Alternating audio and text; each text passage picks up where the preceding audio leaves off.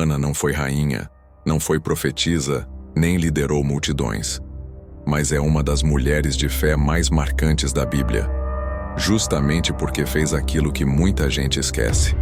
Levou sua dor direto para Deus, não para o mundo.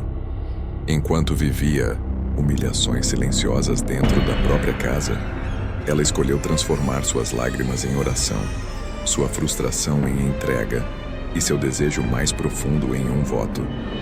Ana não só orou por um milagre, ela se preparou para entregar esse milagre antes mesmo de recebê-lo. Isso é raro, isso é profundo. E talvez seja exatamente o que está faltando na vida espiritual de muitas mulheres hoje.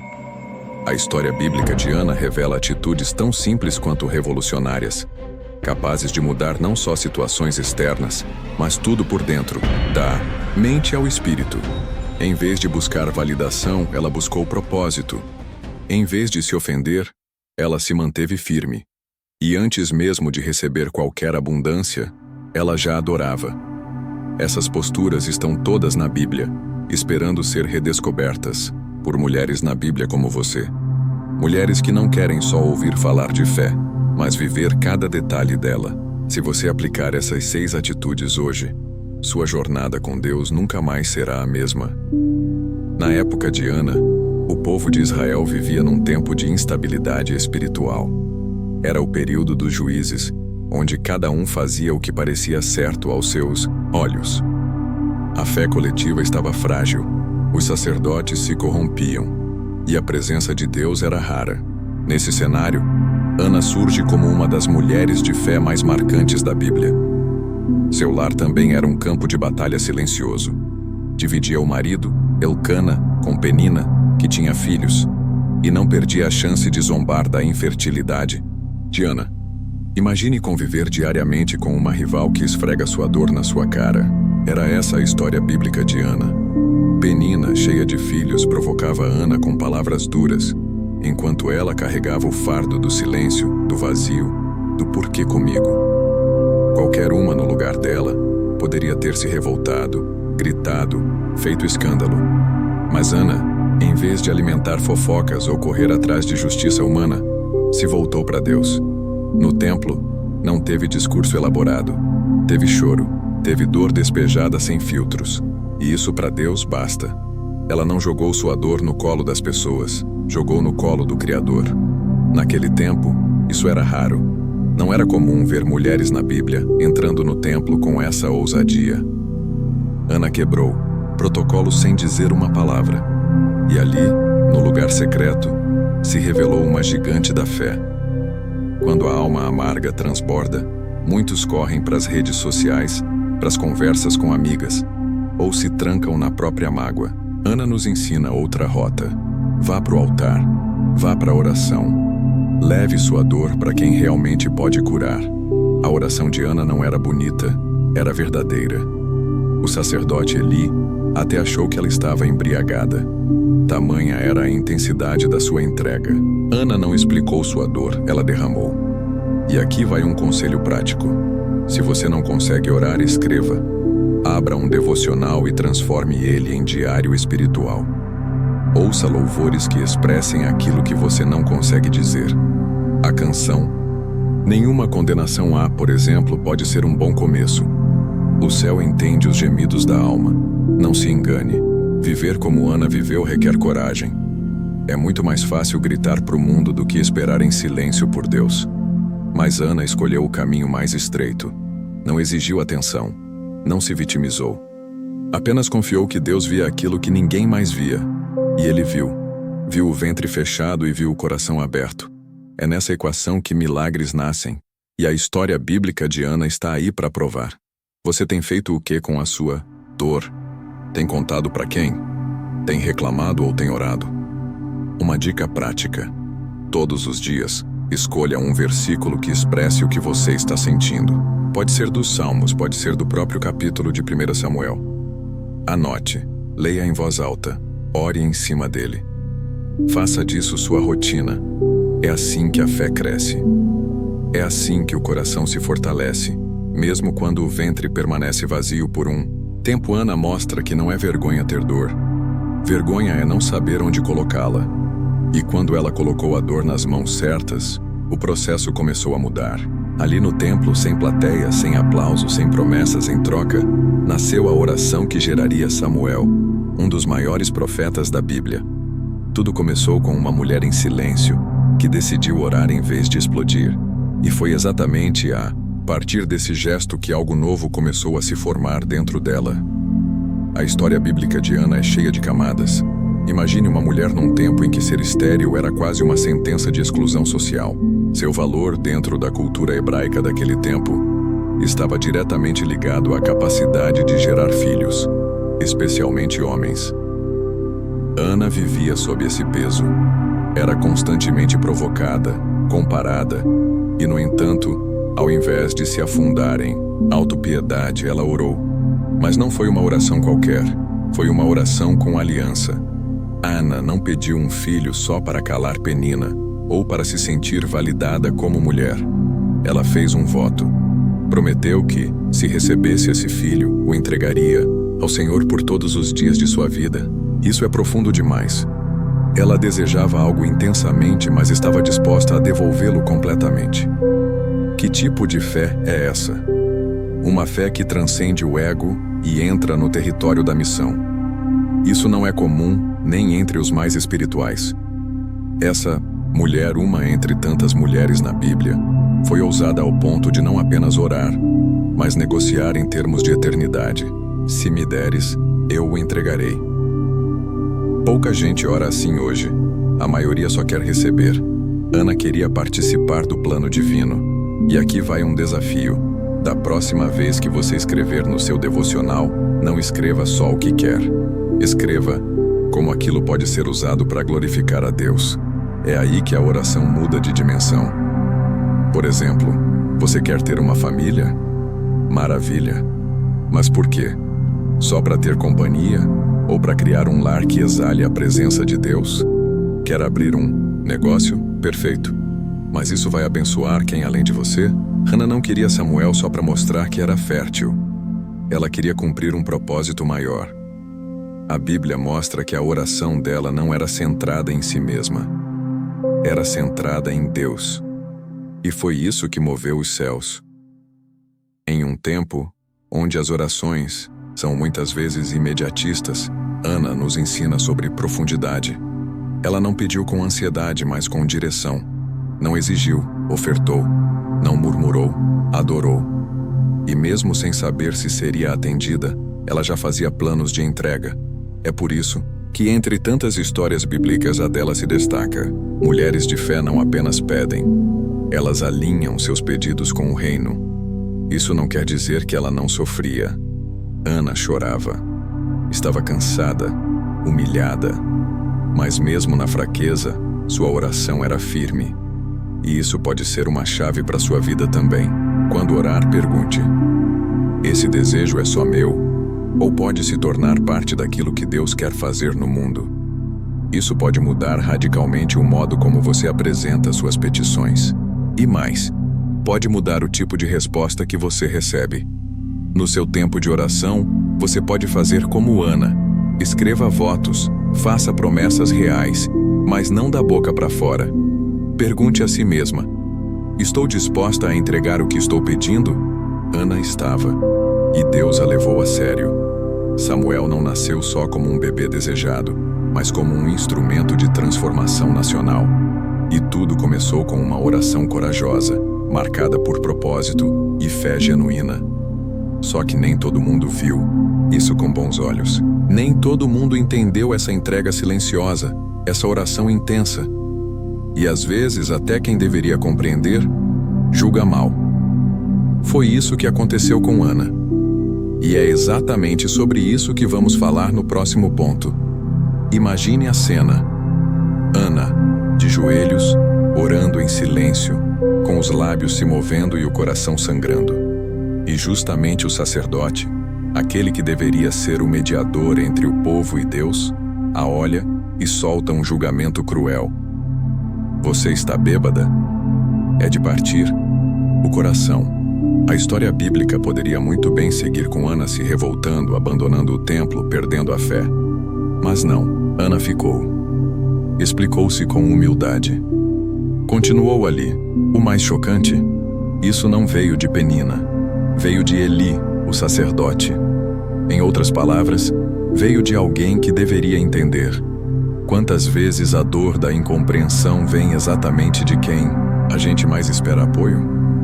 Ana, como tantas mulheres na Bíblia, teve que enfrentar esse tipo de julgamento.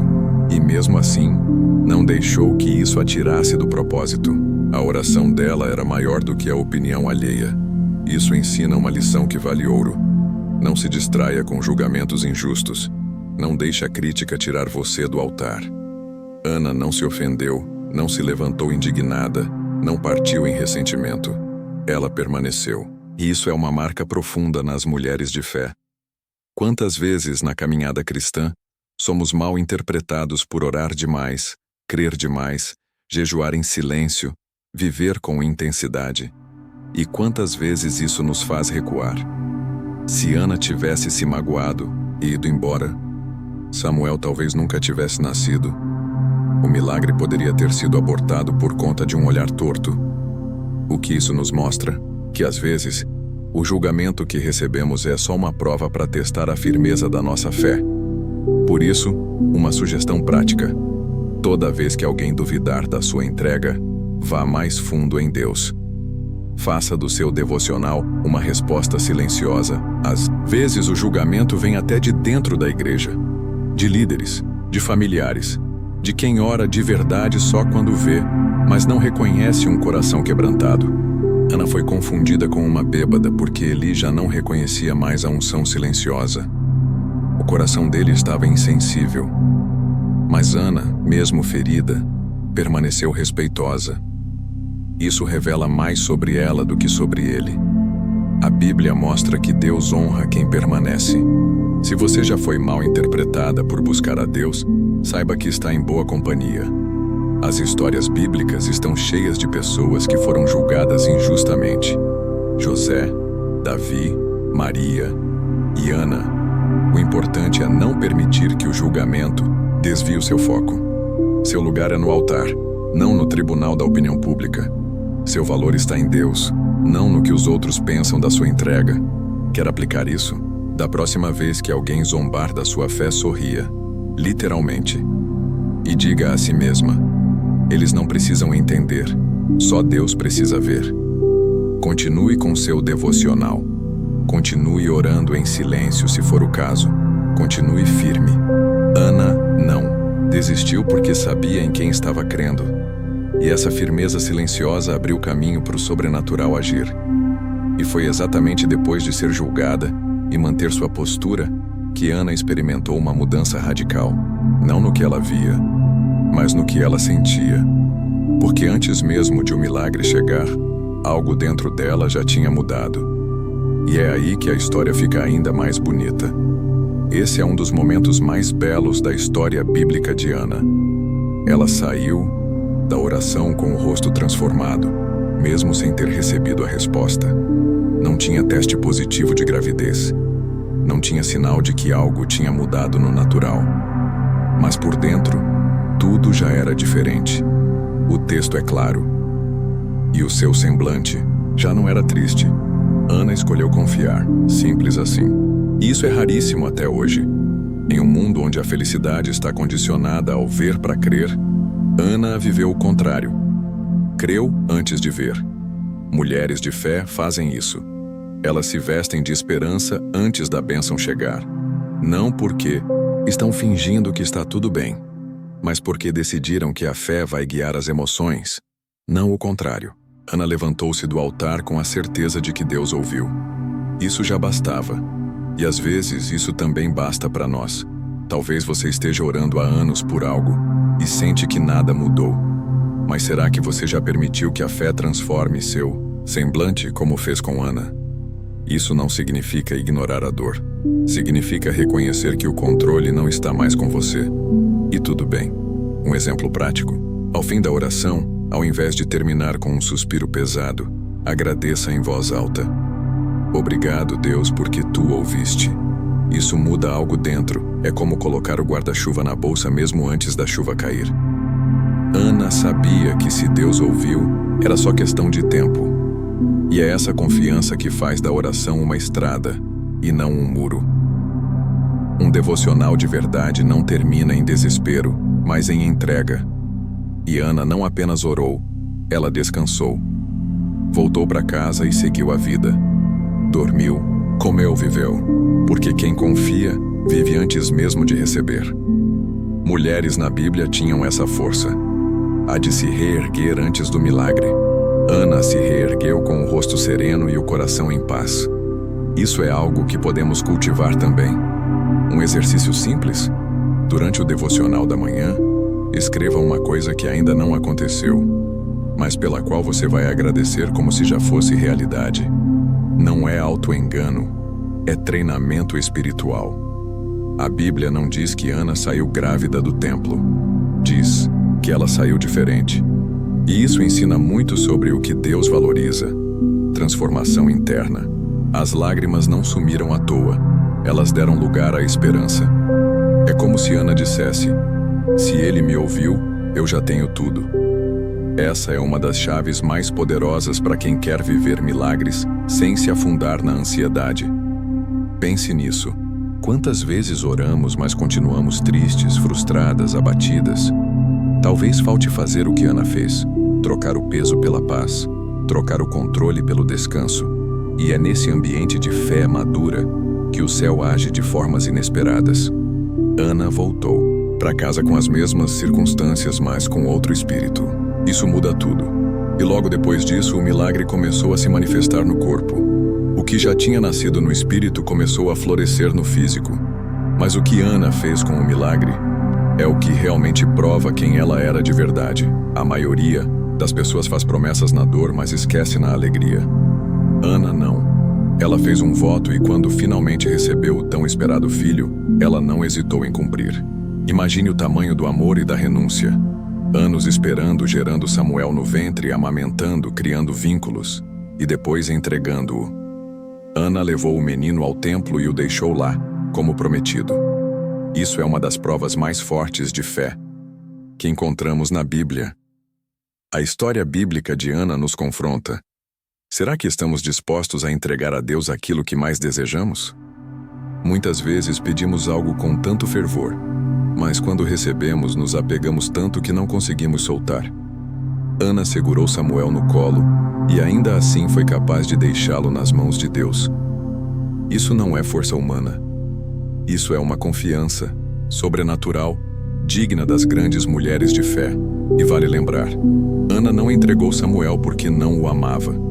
Muito pelo contrário. Ela o amava tanto que sabia que o melhor lugar para ele era o centro da vontade de Deus. É como aquela mãe que ora para que o filho vá fazer missão em outro país, mesmo sabendo que vai doer o coração. Ana sabia. Filhos não são só presentes, são propósitos. E seu devocional diário provavelmente era cheio de lágrimas, mas também de paz. Quantas vezes dizemos: Senhor, se o Senhor fizer isso por mim, eu vou. E quando Ele faz, a gente esquece, ou negocia, ou tenta adiar. Ana não fez isso. Ela agiu com integridade espiritual. E talvez aqui esteja uma chave que muita gente precisa. Deus leva promessas a sério. Se você prometeu, cumpra. Nem sempre será fácil, mas será abençoador. Deus honra quem o honra. Um exercício prático? Revise seus votos. Abra um caderno de devocional antigo, releia o que você escreveu no dia da dor. Veja se você tem algo pendente com Deus. E mais, pergunte ao Senhor se há algo hoje que você precisa devolver. Ana fez isso sem questionar, porque ela entendeu que nada é realmente nosso. Tudo é dele. E isso liberta. Mulheres na Bíblia, como Ana, nos lembram que honrar a palavra é uma virtude celestial. Samuel se tornou um dos maiores profetas porque foi consagrado com verdade. Não foi um ato religioso, foi uma entrega real. E você? Está disposta a entregar o que Deus já colocou nas suas mãos? Mesmo que doa, mesmo que pareça loucura aos olhos de quem está de fora? A atitude de Ana também nos mostra que cumprir um voto gera uma cadeia de bênçãos. Ela não perdeu Samuel, ela o multiplicou. Sua história bíblica se tornou um legado. Sua entrega gerou frutos eternos. Porque quando você cumpre o que promete a Deus, Ele escreve capítulos com a sua obediência. Ana não ficou com menos. Ficou com paz, com honra e com um nome escrito nas páginas da fé. Mas mesmo antes de receber qualquer outro presente, Ana já celebrava. Mesmo antes de ter uma casa cheia de filhos, ela louvava, porque para ela, a adoração vinha antes da abundância. E é exatamente isso que veremos no próximo passo dessa jornada. Sabe o que impressiona na história bíblica de Ana? É que ela não esperou ver o celeiro cheio para cantar. Ela adorou antes dos outros filhos, antes da multiplicação, antes do mais. Quando Samuel foi entregue, ela podia ter chorado, questionado, até se revoltado. Mas não, ela louvou. E o cântico registrado em 1 Samuel, capítulo 2, é um dos mais belos e profundos da Bíblia. É a canção de uma mulher que entendeu que Deus é digno de adoração não pelo que dá, mas por quem é. Ana adorou sem garantias de que teria mais filhos. Não havia cláusulas, não havia si. Era um louvor nu, simples e forte. A fé dela já estava tão madura que a ausência não impedia o cântico. E isso é raro até entre os mais espirituais. Mulheres de fé sabem cantar no deserto, sabem levantar as mãos quando o colo está vazio. Sabem que a presença de Deus é mais doce que qualquer realização. Ana cantou, e o céu ouviu. Quantas vezes deixamos para agradecer só quando tudo está certo? Quando o salário cai, quando a resposta vem, quando a cura acontece? Ana inverteu essa lógica. Sua adoração foi profética. Louvou porque sabia quem estava no controle. Esse tipo de fé atrai o sobrenatural. Um exemplo prático? Coloque um louvor em meio à espera. Faça do seu devocional uma celebração diária, ainda que as circunstâncias digam o contrário. Isso transforma a atmosfera da alma. O cântico de Ana é forte, não é só poesia. Ela declara que Deus exalta os humildes, derruba os poderosos e dá filhos a estéril. Ou seja, ela entendeu que o agir de Deus não depende da lógica humana. Ana virou teóloga no meio da adoração. Mulheres na Bíblia não apenas sentiam, elas também compreendiam. E essa compreensão gerava força interior. Você não precisa de tudo resolvido para ter essa força. Você precisa de revelação. Gratidão não é sobre o que temos, mas sobre o quanto reconhecemos. E Ana nos ensina que o reconhecimento vem antes da recompensa. Louvar a Deus enquanto segura a bênção é lindo, mas louvar quando acabou de entregá-la, isso é fé no estado mais puro. Ana entendeu isso, e seu louvor virou doutrina. A história bíblica dela se transformou em modelo de adoração para todas as gerações que vieram depois. Se você quiser cultivar esse tipo de coração, aqui vai uma sugestão. Comece seu devocional agradecendo por coisas que ainda não aconteceram. Agradeça pela paz que está por vir, pela cura, pelo livramento, pela resposta que ainda está em trânsito. Não por superstição, mas por confiança. Ana fez isso. E quando a adoração antecede a abundância, Deus vê que pode confiar mais àquela pessoa. A Bíblia não diz que Ana adorou porque sabia que teria mais filhos, mas diz que ela adorou antes mesmo de ter. Isso revela uma essência. Ela já era completa, mesmo com apenas uma entrega. É assim que nascem as mulheres de fé que transformam gerações. Porque entendem que Deus não é um entregador de promessas, Ele é o próprio prêmio. E foi só depois disso, desse louvor sem reserva, que o ciclo da abundância começou. Mas até isso, Ana recebeu de forma surpreendente, porque o que Deus fez depois foi muito além do que ela imaginava. Agora, me diz, qual dessas atitudes de Ana mais te confrontou? Qual delas você sente que precisa colocar em prática ainda hoje? Porque de nada adianta conhecer as histórias bíblicas se elas não viram ações no nosso dia a dia. Ana não foi transformada apenas porque orou. Ela foi transformada porque decidiu confiar, entregar, adorar e cumprir. E essa mesma decisão está agora nas suas mãos. Vai continuar do mesmo jeito ou vai dar um passo de fé real? Se essa palavra falou com você, não guarda só para você. Compartilha com outras mulheres de fé, com amigas, com quem está esperando por um milagre ou precisa de direção. Esse conteúdo pode ser exatamente o que alguém precisa ouvir hoje. E claro, se ainda não se inscreveu no canal, se inscreve. Agora ativa as notificações e fica com a gente para continuar aprendendo com essas mulheres na Bíblia, que transformaram gerações com atitudes simples, mas cheias de poder.